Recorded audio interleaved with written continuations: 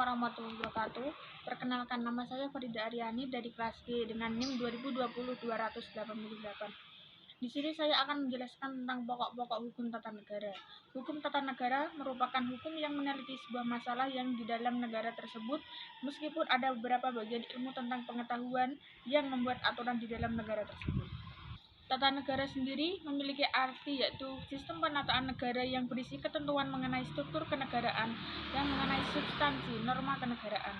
Dengan kata lain, hukum tata negara merupakan cabang ilmu hukum yang membahas mengenai tata struktur kenegaraan, mekanisme hubungan antar struktur kenegaraan, serta mekanisme hubungan antar struktur negara dengan warga negara. Yang kedua, B. Bentuk negara Indonesia, yaitu negara kesatuan. Dalam negara kesatuan, kedaulatan negara bersifat tunggal dan di dalamnya tidak terdapat negara bagian. Negara kesatuan menempatkan pemerintah pusat sebagai otoritas tertinggi, sementara wilayah-wilayah administratif di bawahnya hanya menjalankan kekuasaan yang dipilih oleh pemerintah pusat untuk dilegalisasikan. Contoh negara yang memiliki bentuk kesatuan seperti Spanyol, Brunei Darussalam, dan Indonesia. Yang kedua adalah negara serikat atau federal.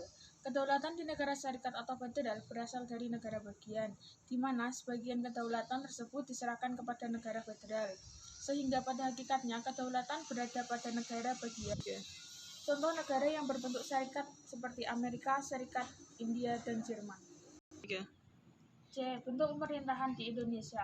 Bentuk pemerintahan negara dapat dibedakan, ada beberapa jenis, yakni otokrasi, oligarki, monarki, dan republik. Yang pertama, otokrasi. Otokrasi adalah negara yang diperintah dengan kekuasaan tunggal seperti raja atau diktator yang tidak dapat diganggu-gugat. Yang kedua ada oligarki. Menurut Kamus Besar Bahasa Indonesia atau KBBI, oligarki adalah pemerintah yang dijalankan oleh beberapa orang yang berkuasa dari golongan atau kelompok tertentu. Yang ketiga, monarki. Monarki adalah bentuk pemerintah yang kekuasaannya dipegang seorang raja atau kaisar. Pada sistem pemerintahan tersebut biasanya akan berlangsung sepanjang hayat sang raja, ratu, atau sultan. Selanjutnya akan digantikan oleh pengurusnya yang berasal dari keluarga kerajaan. Yang keempat ada republik. Republik adalah negara yang dijalankan berdasarkan prinsip kedaulatan rakyat yang dilaksanakan secara demokratis melalui pemilihan umum atau pemilu. Dalam buku Bentuk Negara dan Pemerintahan RI 2010 karya Muhammad Nur L. Ibrahim, jika kita berbicara mengenai bentuk negara, maka akan membicarakan bagaimana sifat atau hubungan antar kekuasaan pusat saat berhadapan dengan daerah. Hubungan seperti itu disebut pula sebagai hubungan vertikal atau pusat yang diasumsikan berada di atas daerah. Jika berbicara mengenai bentuk pemerintahan, maka tengah berbicara mengenai kekuasaan dalam arti horizontal, khusus seputar hubungan antara legislatif dengan eksekutif. Sistem pemerintahan di Indonesia. 1. Sistem pemerintahan presidensial. Negara republik menganut sistem ini. Sistem yang memilih kekuasaan eksekutif lewat pemilihan umum.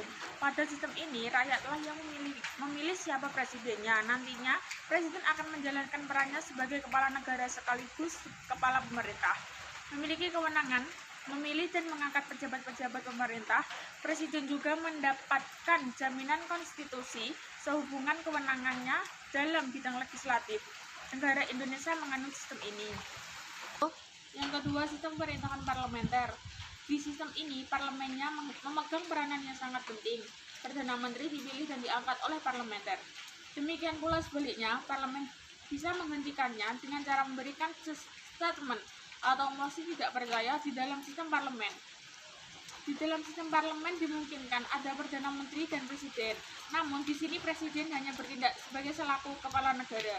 Negara Jepang, Malaysia, Belanda adalah negara-negara yang memegang sistem ini. Yang ketiga, sistem pemerintahan semi presidensial. Merupakan gabungan dari sistem presidensial dan parlementer, karena presidennya dipilih oleh rakyat menjadikan memiliki kekuasaan yang luas dan kuat. Bersama-sama dengan Perdana Menteri, Presiden menjalankan kekuasaannya. Yang menganut sistem ini adalah negara Perancis. Yang keempat, sistem pemerintahan komunis. Dalam sistem komunis, semua sistem pemerintahan dikendalikan penuh oleh Partai Komunis. Partai Komunis ini bertindak anti-kapitalis. Kekuasaan akan berlangsung secara penuh, tidak mengakui kepemilikan akumulasi modal pada individu. Yang kelima, sistem pemerintahan demokrasi liberal. Kebebasan individu sangat ditonjolkan dalam sistem ini. Demokrasi liberal disebut juga dengan demokrasi konstitusional. Individu akan dilindungi haknya oleh undang-undang atau konstitusi. Apapun keputusan yang diambil oleh pemerintah, jangan sampai melanggar kebebasan individu. Amerika Serikat dan negara-negara persemakmuran menjalankan sistem ini. Yang keenam, ada sistem pemerintahan liberal.